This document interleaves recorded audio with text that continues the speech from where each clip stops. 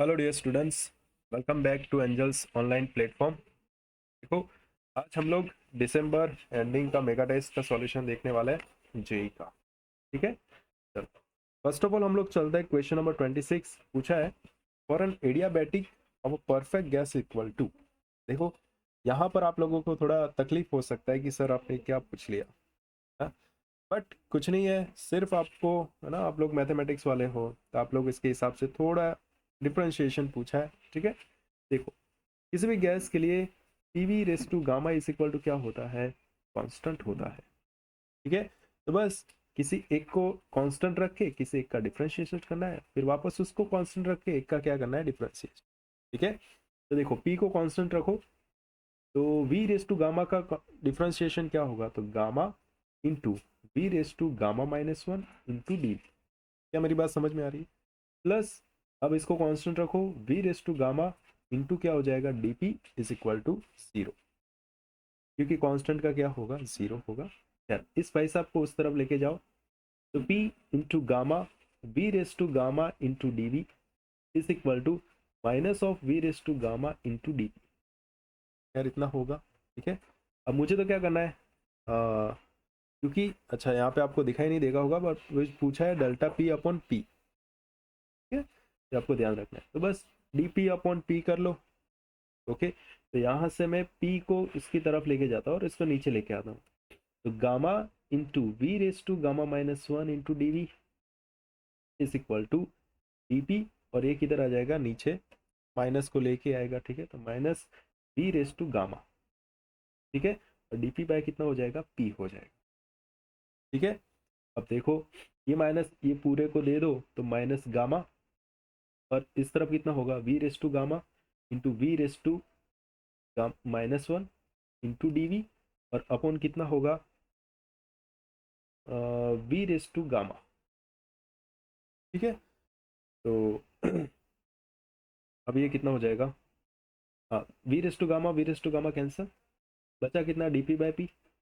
ये कितना आया, माइनस गामा, ये V raise to minus one है तो नीचे आ जाएगा, D V by V is equal to क्या आएगा, डी पी बाई पी होगा।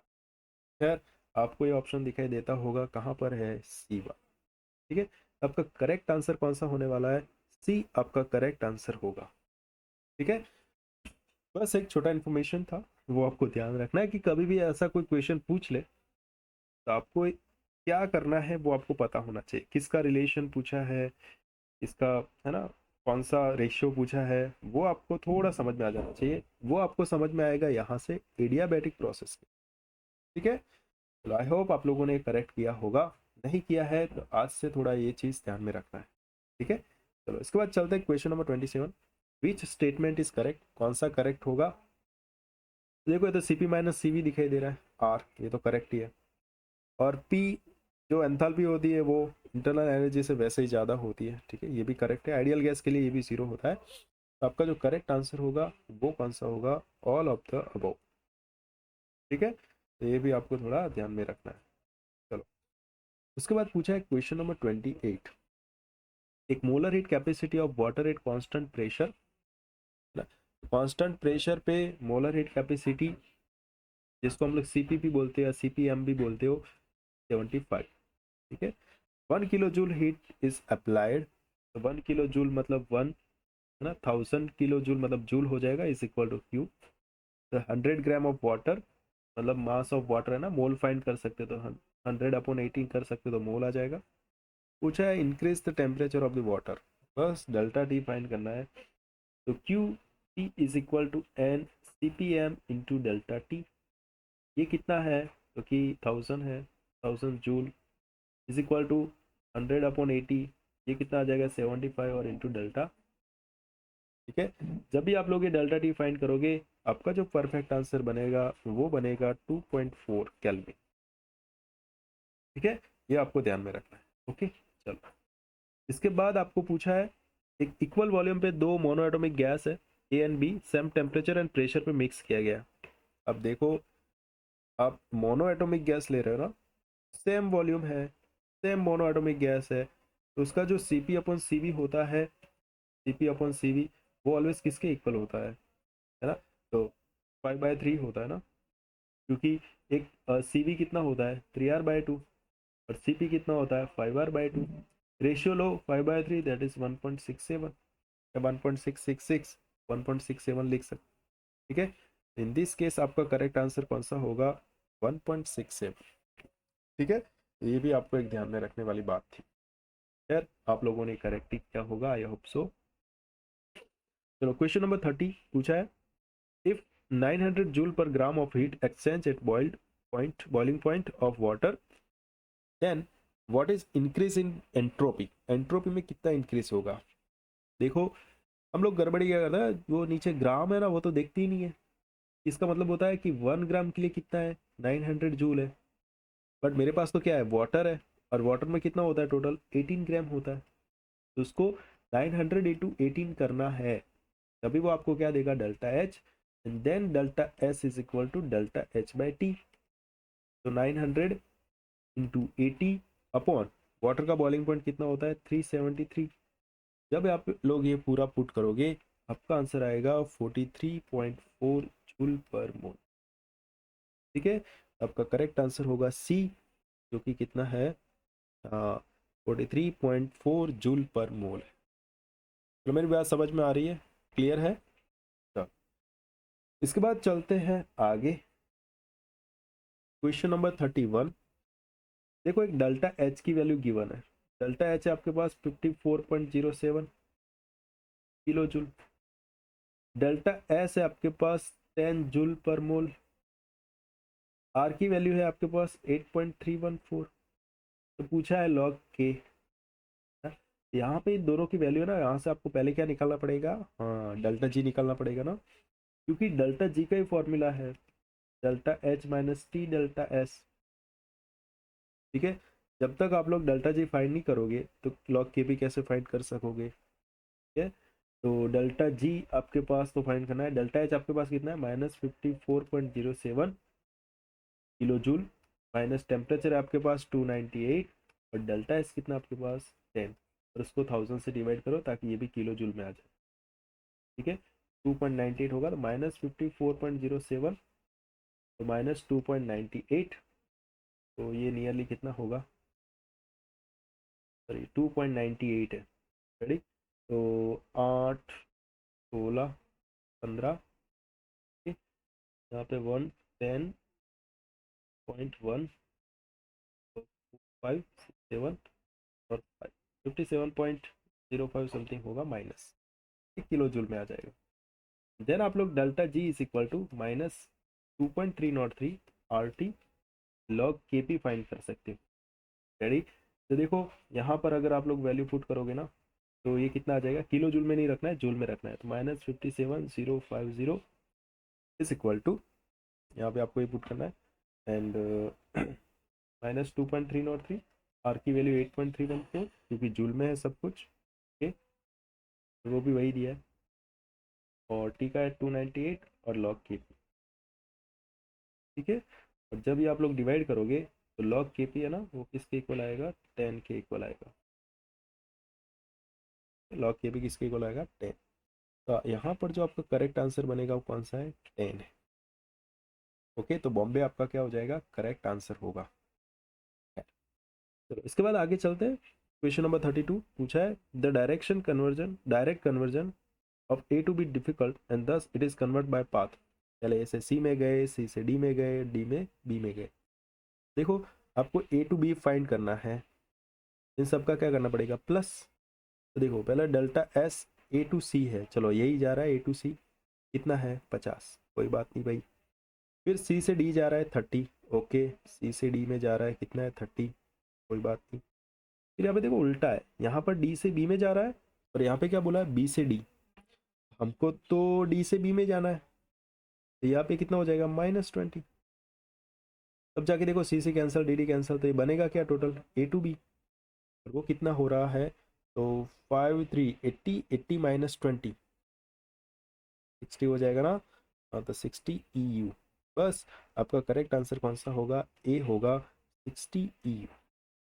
चलो समझ में आ रहा है, क्लियर है। ओके, चलो इसके बाद हम लोग चलते हैं आगे। हाँ चलो थोड़ी मैं यहाँ पे सफाई कर दूँ ना। ये भी आपका एक आईआईटी में पूछा गया क्वेश्चन है, ठीक है। आपको इसका सॉल्यूशन देखना है, ठीक है। सॉल्यूशन देखोगे तभी आपको पता चलेगा कि हाँ एक्जैक्टली हो क्या रहा है। ओके, चलो तो मैं जरा आपका पेपर ले लूँ। ये भाई चेंज क्यों हो रहा है? देखो यहाँ पे क्या बोला है, when 1 mole of monoatomic ideal gas T kelvin पे undergoes reversible adiabatic change under a constant external pressure of 1 atm, change volume 1 liter to 2 liter and the final temperature Kelvin। अब देखो यहाँ पे एक कंडीशन कौन सा है, एडियाबेटिक प्रोसेस, ठीक है। तो एडियाबेटिक प्रोसेस है, टेम्परेचर और वॉल्यूम है, आपको ये वाला लगाना ना, TV raise to gamma minus one is equal to K. याद आया, याद आया, वॉल्यूम है, टेम्परेचर है, ठीक है। तो अगर मैं इसको लिखना चाहूँ तो ऐसा लिख सकता हूँ, T1 V1 raise to gamma minus one is equal to T2 V2 raise to gamma minus one, ठीक है। आपको यहाँ से क्या फाइंड कर सकते हो, T1/T2, ये क्या होगा, V2/V1 raise to gamma minus one. चलो समझ में आ रहा है, ओके। मोनोएटॉमिक गैस है तो गामा कितना होगा, 5/3 होगा, 5/3 माइनस वन तो 2/3 होगा ना गामा। हाँ, तो बस T1/T2 इज इक्वल टू कितना होगा, चलो V2 कितना है आपके पास, 2 लीटर, 2/1 रेस टू 2/3। मेरी बात समझ में आ रही है, ओके। चलो तो आपको T2 फाइंड करना है, क्योंकि फाइनल टेम्परेचर आपका T2 होता है। तो T2 को ऊपर लेके जाओ, ये नीचे आ जाएगा ना, और T1 आपके पास क्या है, T है। तो T/T2 is equal to 2 raise to 2/3। T2 को सामने जाएगा तो T2 is equal to T/2 raise to 2/3। कैसा ऑप्शन दिखाई दे रहा है? हाँ, ऑप्शन नंबर ए। आपका करेक्ट आंसर कौन सा होगा, ए होगा। समझ में आ रहा है, ओके। आई होप आप लोगों ने चेक किया होगा अच्छे से, क्योंकि ये शायद आईआईटी में पूछा गया है क्वेश्चन, ठीक है। तब तो बहुत है ना, आपको अच्छे से कैलकुलेट करना और ध्यान में रखना, जब भी एडियाबेटिक प्रोसेस पूछा हो, देखो ये मैं लाइन कर रहा हूँ अंडरलाइन, एडियाबेटिक चेंज पूछा हो तब आपको ऑलवेज टेम्परेचर में इस वाले फॉर्मूले से खेलना ही पड़ेगा। समझ में आ रहा है, ये आपको ध्यान रखना। चलो उसके बाद देखो, किसमें एंथैल्पी चेंज है वो नेगेटिव आ रहा है, किसमें एंथैल्पी चेंज नेगेटिव आ रहा है। देखो लास्ट से स्टार्ट करें, Cl2 लिक्विड में से गैस, उसमें एनर्जी आपको देनी पड़ेगी, मतलब पॉजिटिव आएगी।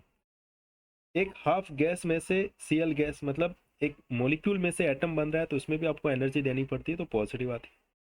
Cl गैस में से Cl प्लस गैस ना, इलेक्ट्रॉन रिमूव करने के लिए भी हम लोग एनर्जी देते हो, बट Cl गैस इसको जब वाटर में डिसॉल्व करते हो तब जो एंथैल्पी होती है वो ऑलवेज कैसी होती है, नेगेटिव होती है। क्योंकि यहाँ पर आप लोग सॉल्यूशन एंथैल्पी भी ले सकते हो या हाइड्रेशन एंथैल्पी भी ले सकते हो, और वो ऑलवेज क्या होती है, नेगेटिव होती है, ठीक है।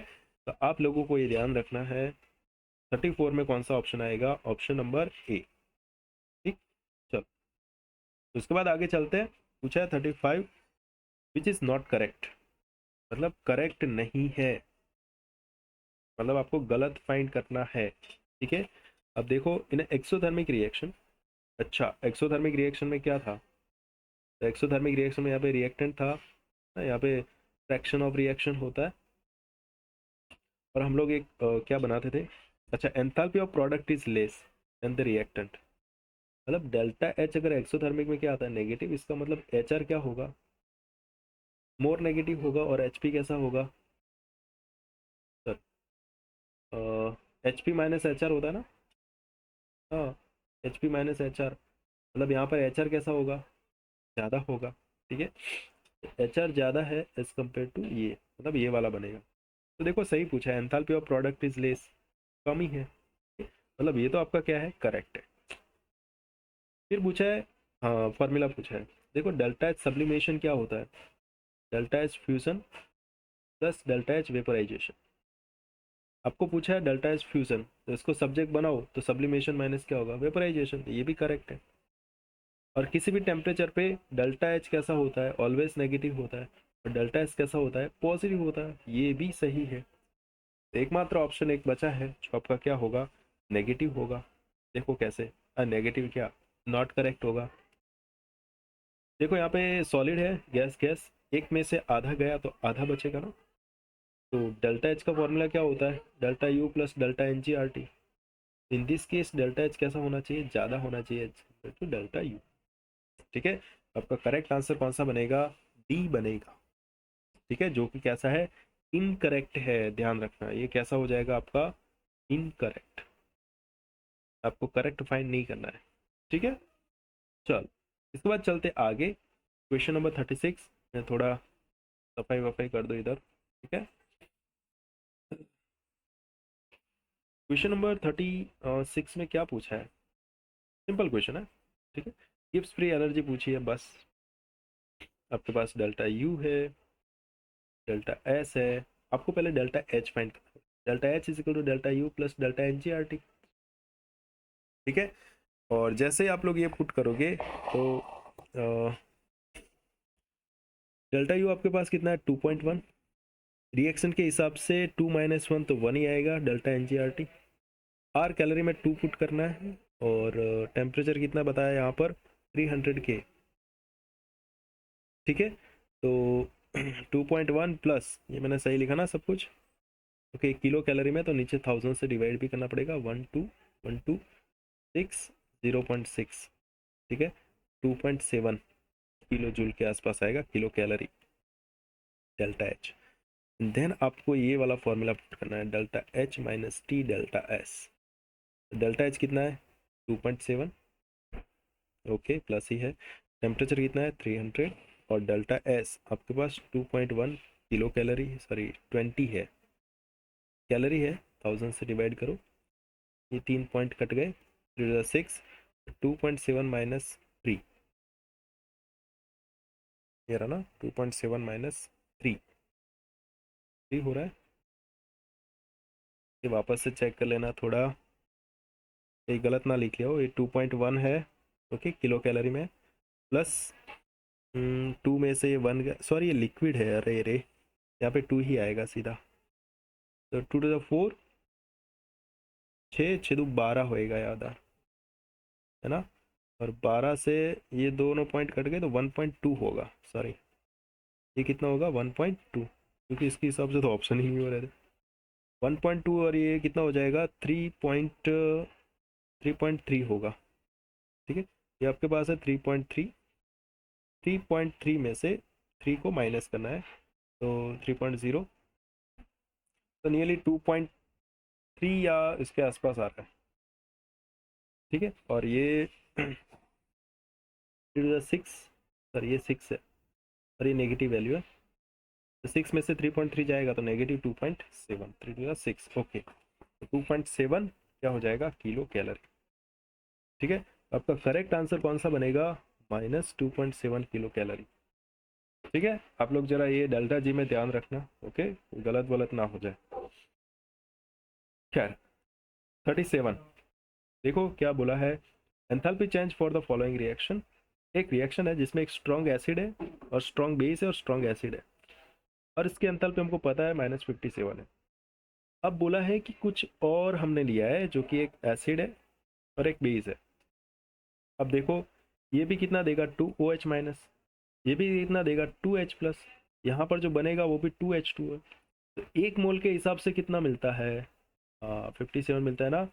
2 मोल के हिसाब से कितना बनेगा, क्योंकि 2 मोल ही, क्योंकि 2 2 मोल रिएक्ट कर रहे हैं, तो 57 और 7 7 14 हो जाएगा ना, हाँ तो -114 किलो जूल मिलेगा ना। तो बस 37 में आंसर कौन सा बनेगा, सी बनेगा, -114। खैर समझ में आ गया, ओके। तो ये आपको थोड़ा ध्यान रखना है, ओके। चलो इसके बाद क्या पूछा है, enthalpy change of the reaction. 4H gas में से क्या बन रहा है 2H गैस, और इसकी एंथैल्पी है -869.6। The dissociation energy of HH bond is. अब देखो जब 2H बॉन्ड H होता है तब उसकी एंथैल्पी कितनी गिवन है मेरे पास, -896 पॉइंट कितनी है 6। ठीक है, ये रिएक्शन की एंथैल्पी है। ठीक है, तो HH बॉन्ड की कितनी हो जाएगी, तो आप लोगों ने सोचा होगा सर 896.6 बाई 2 करोगे हमारा आंसर आ जाएगा -434.8। बट एच बॉन्ड की एंथैल्पी कुछ ना कुछ होती है ना। देखो यहाँ पे डिसोशिएट हो रहा है, डिसोसिएशन एनर्जी पूछी है, मतलब हम लोग बॉन्ड को तोड़ेंगे, तोड़ेंगे तो वो एनर्जी देंगे, देंगे उसका मतलब वो क्या होगा, पॉजिटिव। आपका जो करेक्ट आंसर होगा वो कौन सा होगा, पॉजिटिव वाला होगा, क्योंकि बॉन्ड को तोड़ने के लिए वो एनर्जी देनी पड़ती है। ये जो आंसर लिखा है ना -869.6, वो एनर्जी इतनी प्रोड्यूस हो रही है जब 4H गैस में से 2H2 गैस बन रहा है तब, तो उसकी उल्टी रिएक्शन में क्या होगा, पॉजिटिव हो जाएगा। ठीक है, तो यहाँ पर आपका जो करेक्ट आंसर बनेगा वो डी सा बनेगा, 434.8। ठीक है, तो छोटी छोटी बातें थी वो आपको ध्यान में रखनी है कि कब पॉजिटिव लेना है कब नेगेटिव लेना है, वो आपको थोड़ा ध्यान में रखना है। ओके, रखोगे ना ध्यान में, ठीक है। चलो इसके बाद क्वेश्चन नंबर 39 है। 39 पूछा है कि ये स्ट्रक्चर जो पूछा है आर, दोनों स्ट्रक्चर का कैसे है, क्या टोटोमेरिज्म शो करेंगे। इसके पास तो कोई हाइड्रोजन है ही नहीं, टोटोमेरिज्म तो आएगा ही नहीं, ये तो गया। ज्योमेट्रिकल आइसोमेरिज्म शो करने का कोई मतलब ही नहीं इधर। ऑप्टिकल आइसोमेरिज्म एक बचा है, कौन सा, रेजोनेटिंग स्ट्रक्चर। बस करेक्ट आंसर कौन सा होगा, रेजोनेटिंग। देखो आप जब भी कोई ऑप्शन सिलेक्ट करो ना, अब पहले ये ऑप्शन सिलेक्ट करो कि क्या ये आएगा, क्या ये आएगा, उसको क्वेश्चन पूछो क्या इसके लिए है। तो पहले जो ऑप्शन नहीं आते ना उसको डिलीट करो, तो आपके पास 50% बचेगा, एंड देन आप उसमें से फिर कोई एक सिलेक्ट करो। तो ये सिलेक्ट करने की बहुत ही अच्छी मेथड है कि पहले कौन से नहीं आ रहे हैं उसको डिलीट करो, बाद में आपका करेक्ट आंसर आ जाए। ठीक है, आपको सीधा फाइंड नहीं करना है, पहले ये देखो कि हाँ इसके हिसाब से कौन सा नहीं हो रहा है। फिर आप लोग समझ गए। पूछा है लीस्ट स्टेबल। अब लीस्ट स्टेबल में क्या ध्यान रखो, बस एक ही ध्यान रखना है कि जो सेम चार्ज है वो एक नियरेस्ट एटम पे नहीं आना चाहिए। ठीक है, देखो यहाँ पे दोनों सेम चार्ज आ रहे हैं ना, पॉजिटिव पॉजिटिव, ये कैसा होगा, लीस्ट स्टेबल हो जाएगा। ठीक है, तो इसके हिसाब से आपका जो परफेक्ट आंसर होगा वो कौन सा होगा, ए वाला होगा। समझ में आ रहा है, तो ये चीज़ें आपको ध्यान में रखनी है। ठीक है, चलो इसके बाद क्वेश्चन नंबर 41। 41 में क्या बोला है, in an ionic suffix of COX, COX में कौन सा आयोपिक सफिक्स लगेगा भाई, है ना। तो देखो हेलो कार्बोनिल तो ऐसा कोई है ही नहीं, नन ऑफ दिस, कार्बामोइल भी नहीं होता है, एक एक ही होता है ऑयल हेलाइड। ठीक है, तो COX में हम लोग क्या लगाते हैं, ऑयल हेलाइड लगाते हैं। दूसरा देखो पूछा hyper conjugation is, hyper conjugation में क्या होता है, तो सिग्मा पाई कॉन्जुगेशन होता है। ठीक है, delocalise of sigma and pi bonds होते हैं। ठीक है, नो बॉन्ड रेजोनेंस भी होता है। ठीक है, इसका मतलब आपका ऑल ऑफ द अबव। ठीक है, तो आपका परफेक्ट आंसर कौन सा बनेगा, ऑल ऑफ द अबव। ठीक, चलो इसके बाद क्वेश्चन नंबर 43 पूछा the correct stability order of the following resonating structure. ठीक है, अब देखो तो मैंने यहाँ पे ऑलरेडी बना के दिया है बुक में, डबल बॉन्ड है। ठीक है, देखो फर्स्ट आपका ऑप्शन ऐसा है CH2 double bond N+ double bond N-, जो कि आपका एक फर्स्ट नंबर का स्ट्रक्चर है। दूसरा है CH2+, सॉरी एक ही बॉन्ड है, एक ही बॉन्ड है N और डबल बॉन्ड N-, ये आपका सेकंड स्ट्रक्चर है। थर्ड स्ट्रक्चर है आपके पास CH2-, फिर N+, फिर डबल ट्रिपल बॉन्ड N, ये आपका थर्ड स्ट्रक्चर है। और आपके पास एक है CH2- और N डबल बॉन्ड N+। ठीक है, तो इस भाई साहब की जो रेजोनेंस स्टेबिलिटी है वो हम लोग कैसे चेक करोगे। ठीक है, अब देखो रेजोनेंस स्टेबिलिटी अगर चेक करनी है तो आपके पास जो नियरेस्ट एटम होता है, नियरेस्ट एटम, वो एक तो क्या होना चाहिए, मोर नेगेटिव। अगर मोर नेगेटिव है तो उस पर एक नेगेटिव चार्ज होना चाहिए। ठीक है, ये आपको ध्यान रखना है। ठीक, और तो देखो एक नियरेस्ट होना चाहिए, मोर नेगेटिव चार्ज होना चाहिए, दोनों एडजेसेंट एटम जो नियरेस्ट एटम होते हैं ना वहाँ पर। अब देखो पहले तो जो पास पास सेम चार्ज हो या डिफरेंट चार्ज हो, ऐसे पास पास वाले कौन से कंपाउंड है ना, एक ये है, एक ये है। दोनों ऐसे कंपाउंड है जिसमें चार्ज पास पास है, ऑपोजिट चार्ज है और नियरेस्ट है। ठीक है, देखो 4 और 2 में तो दूर दूर है, डिस्टेंस ज़्यादा है, तो वो हम लोग देखेंगे नहीं। पहले सेम चार्ज वाले, सॉरी डिफरेंट चार्ज वाले, पास पास वाले। अब देखो, मैंने बोला है नियरेस्ट एटम में मोर नेगेटिव एटम जो होता है ना, उसके ऊपर नेगेटिव चार्ज होना चाहिए। अब नेगेटिव चार्ज एक नाइट्रोजन पे है और थर्ड में एक CS2 पे है। बोलो कौन सा मोर नेगेटिव है? Nitrogen as compared to carbon. तो नाइट्रोजन पे क्या आएगा, सबसे ज़्यादा उसकी स्टेबिलिटी क्या होगी, सबसे ज़्यादा, तो फर्स्ट आएगा। इसके बाद हमको देखना है कि थर्ड, इसके बाद तो थर्ड ही आएगा क्योंकि नियरेस्ट एटम है और पास पास है। अब देखो 2 और 4 में से कौन सा आएगा? हाँ, नाइट्रोजन पे नेगेटिव होना चाहिए, CS2 पे क्या होना चाहिए, पॉजिटिव, तो ये ज़्यादा स्टेबल होगा 2 वाला। देन ठीक है, आपको इसमें ध्यान क्या रखना था, एक तो नियरेस्ट एटम पे अपोजिट चार्ज होना चाहिए अनलाइक चार्ज। दूसरा, अगर पास पास वाले हैं उसको प्रायोरिटी पहले दो चार्ज वाले को। देखो मोर नेगेटिव कौन है, उसके ऊपर पहले मोर नेगेटिव होना चाहिए, वो आपका आंसर बनेगा। ठीक है, इन दिस केस आपका परफेक्ट आंसर कौन सा बनेगा, बॉम्बे बनेगा। ठीक है, ये आपको थोड़ा ध्यान रखना है। दूसरा, in benzene all the CC bond are equal length. अच्छा, बॉन्ड लेंथ इक्वल होती है, ऐसा क्यों? एक ही कारण है, रेजोनेंस। ठीक है, रेजोनेंस के कारण क्या होता है, इक्वल हो जाए। ठीक है, चलो इसके बाद कार्बोकैटायंस का आपको ऑर्डर बताना है। यार कार्बोकैटायन में सबसे ज़्यादा ये 2 डिग्री वाला ही होगा। ठीक है, फिर यहाँ पे देखो एक डबल बॉन्ड है, एक CS2R एक है ना? इसके बाद कौन सा होगा, सेकंड वाला, और लास्ट में कौन सा होगा, थर्ड वाला। तो बस इन दिस केस आपका आंसर कौन सा बनेगा, एक। बस कार्बोकैटायन का एक सीधा ऑर्डर पूछा हुआ है। ठीक है, तो ये आपको ध्यान रखना है। ठीक, तो इसके बाद चलते हैं आगे। हमको क्या पूछा है, पेन चेंज कर लेता हूँ। Geometrical isomerism is shown bye.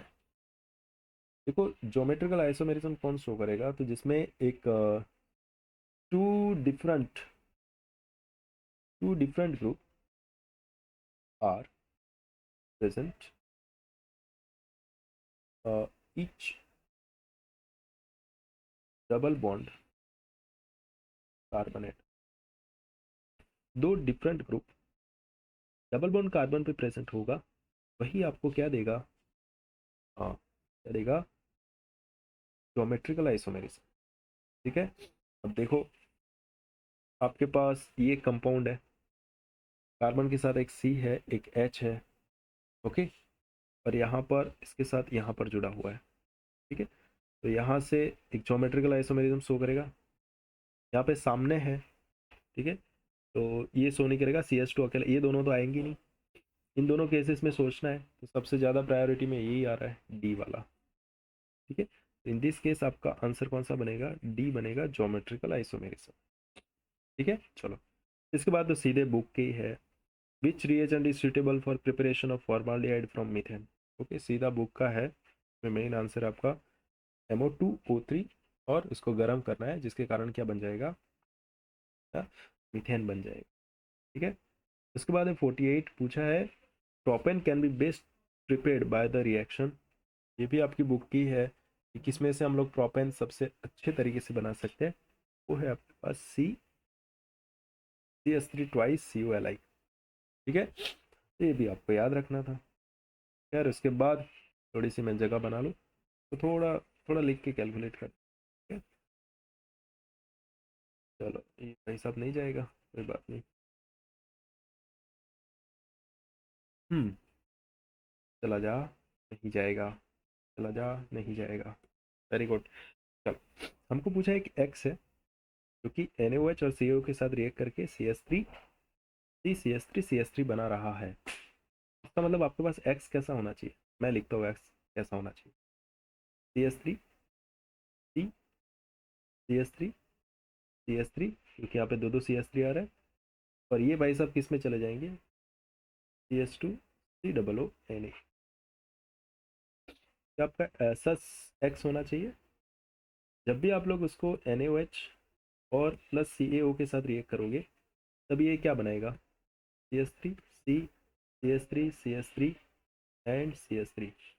बस इसको एक हाइड्रोजन ही देना है, CO2, और वो निकल जाएगा, ये बन गया। चलो ये तो बराबर है, मतलब आपका एक्स यही है पूछा है। उसके बाद एक्स जो है उसका कॉलबे करो, चलो इसका कॉलबे रिएक्शन करो तो उसके 2 यूनिट मिलेंगे। आप लोग समझ रहे हो ना मेरी बात। कॉलबे में कितना मिलता था पता है आप लोग, कि HCS3 लेते थे, एक कार्बोकेटाइन बनता था, लास्ट में एक और कार्बोकेटाइन बन सॉरी फ्री रेडिकल बनता था, फिर दोनों जुड़ के CH3 बनाता था, इथेन और CO2 गैस प्रोड्यूस होता है। इन द सेम केस यहाँ पर भी आपको क्या करना है, हाँ यहाँ से तोड़ो और दोनों को क्या करना है, अटैच। ठीक है, तो आपका कंपाउंड कौन सा बनेगा, CH3 उसके बाद आएगा CH2, यहाँ तक तो आ गया।